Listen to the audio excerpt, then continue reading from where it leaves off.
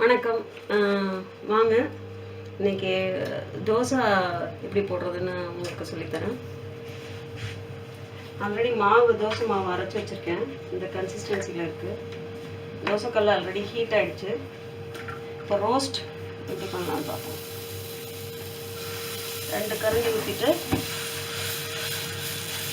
ஃபுல்லாக சர்க்கிள் பண்ணி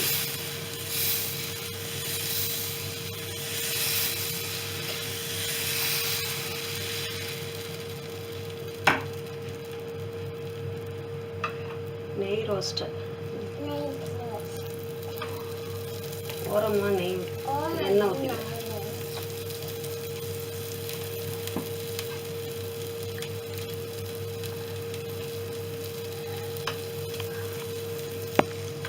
என் பையனுக்கு ஊற்றுறதுனால நல்லா நெய் ஊற்றி கொடுக்குறேன். பெரியவங்களா இருந்தால் எண்ணெய் மட்டும் ஊற்றிக்கோங்க, கம்மியாக ஊற்றிக்கோங்க. நல்லா ஃப்ளேம் ஹையில் வச்சுக்கோங்க. நல்லா ரோஸ்ட் ஆகிடுச்சு. திருப்பி போட்டோம்.